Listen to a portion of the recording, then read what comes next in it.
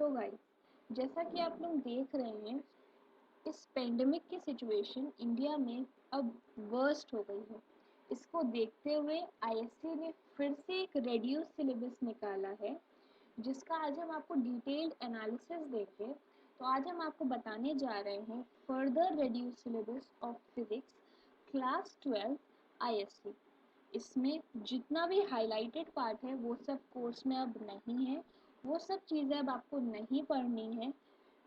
तो चलिए let's start. First point है इलेक्ट्रोस्टैटिक्स। इलेक्ट्रोस्टैटिक्स में बहुत ही छोटी सी चीज़ हटी है, जिसको हम लोग कहते हैं uniformly charged thin spherical shell.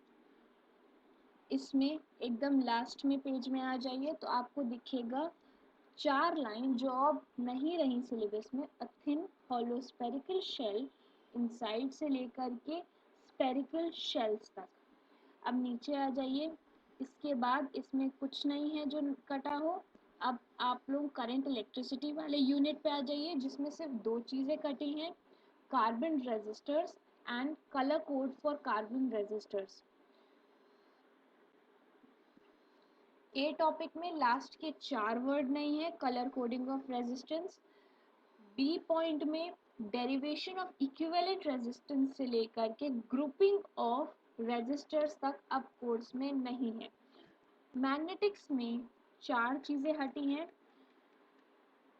First is cyclotron, second is magnetic field intensity due to bar magnet, third है अर्थ्स मैग्नेटिज्म जो फर्स्ट रिडक्शन में ही हट गया था, फोर्थ है classification of magnets. Left right block में आप लोग देख रहे हैं सिंपल आइडियाज से लेकर साइक्लोट्रॉन तक कुछ नहीं है। मैग्नेटिक फील्ड इंटेंसिटी से लेकर के परमानेंट मैग्नेट्स तक लेफ्ट ब्लॉक में अब कुछ नहीं है। राइट ब्लॉक में नीचे आप लोग देख पा रहे हैं magnetic field lines due to magnetic dipole से लेकर के broad side on position no derivation तक 4 लाइन हटा दी गई हैं। इसके बाद नीचे आइए तो अर्थ्स मैग्नेटिज्म, इस पॉइंट से लेकर के लास्ट तक मैग्नेटिक्स के अब कुछ नहीं रहा, मीन्स अब सब कुछ हटा दिया गया है। नीचे आइए, आप लोग देख सकते हैं लेफ्ट और साइड ब्लॉक, दोनों साइड ब्लॉक में आप लोगों को पता है जो भी चीज़ें हाईलाइटेड हैं वो सब चीज़ें रेड्यूस हो चुकी हैं। इसके बाद आप लोग आ जाइए इलेक्ट्रोमैग्नेटिक इंडक्शन ऑल्टरनेटिंग करेंट्स में। इसमें सिर्फ एक बहुत छोटा सा टॉपिक हटा है, जिसको हम लोग कहते हैं power in AC circuit and wattless currents. इसमें आप नीचे आइए तो आपको पता चलेगा एफ पॉइंट में ये 4 लाइन हटाई गई हैं पावर फैक्टर से लेकर के वॉटलेस करंट तक। अब आप लोग आ जाइए 5th यूनिट पे जो है हमारी इलेक्ट्रोमैग्नेटिक वेव।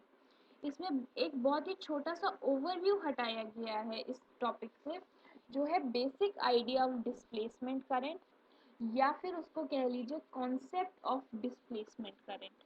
इसके बाद आप लोग ऑप्टिक्स में आ जाइए। इसमें बहुत सी चीज़ें हटी हैं। इसमें आप लोग मान लीजिए कि कम से कम 3 चैप्टर स्टार्टिंग के हटा दिए गए हैं। आप लोग देख सकते हैं लेफ्ट साइड वाले पार्ट में रिफ्लेक्शन ऑफ लाइट से लेकर के ऑप्टिकल फाइबर्स तक अब कुछ नहीं है। इवन स्कैटरिंग ऑफ लाइट भी नहीं है।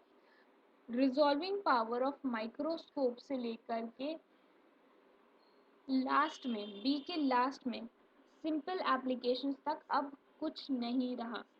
ई पॉइंट के एंड की 2 लाइन्स हटा दी गई हैं, resolving power of microscope and telescope. सी में लास्ट की 5 लाइन्स अब नहीं है। सिंपल एक्सप्लेनेशन से लेकर के अपियर वाइट तक सब हटा है। इसके बाद आप लोगों का वेव ऑप्टिक्स में से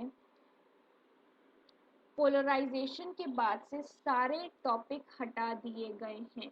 इसका मतलब है कि आपको विद ऑफ सेंट्रल मैक्सिमम ही तक ही पढ़ना है। आप लोग देखेंगे तो वेव ऑप्टिक्स में डी पॉइंट पूरा हट गया है। आप लोग एक बार देख लीजिए, डी पॉइंट पूरा लास्ट तक हट गया है। 7th यूनिट हमारा आता है dual nature of radiation and matter, जिसमें conclusion from Davisson experiment and X rays cut गया है। एक्सरेज पहले भी हटा दिया गया था, लेकिन जो नया हटा है उसे हम कह रहे हैं डेविसन एक्सपेरिमेंट। इसमें देखिए लेफ्ट साइड में डेविसन एक्सपेरिमेंट से लेके कंक्लूजन तक अब कुछ नहीं है। सी पॉइंट पूरा हटा दिया गया है, जो कि एक्चुअली में पहले भी हटा दिया गया था। एटम्स एंड न्यूक्लियाई में रेडियो एक्टिविटी, बाइंडिंग एनर्जी वाला पार्ट हटा दिया गया है। इसमें बीच का वो लाइन मत आप मिस करिएगा, mass energy relation and mass defect, ये अभी भी आ रहा है, इसको आप लोग मत भूलिएगा। इसमें बी पॉइंट पूरा हटा दिया, आप लोग एक बार देख लीजिए। बी पॉइंट रेडियो एक्टिविटी से लेकर के लास्ट में changes taking place with in the nucleus included नहीं है। बी पॉइंट पूरा नहीं आ रहा है। लास्ट में इलेक्ट्रॉनिक डिवाइसेस वाला जो चैप्टर है उसमें सेकेंड पॉइंट के दो लास्ट की दो लाइन हटाई गई हैं और ट्रांजिस्टर्स और लॉजिक गेट्स पहले ही हटा दिए गए थे, वो इसमें हम इंक्लूड करे हैं, उसको आपको हम बता रहे हैं। लास्ट में जब आप आएंगे तो कम्युनिकेशन सिस्टम वाला पूरा चैप्टर हटा दिया गया है। इलेक्ट्रॉनिक डिवाइसेस में जो बी पॉइंट के लास्ट 3 लाइन्स है वो सब हटा दिए गए हैं, जेनर डायोड से लेकर के अब वोल्टेज रेगुलेटर तक। उसके बाद सी एंड डी पॉइंट पहले ही हट चुके थे। आई गेस आप लोगों को समझ में आ गया होगा कि अब न्यू सिलेबस आपका कौन सा है। That's all the best for your future.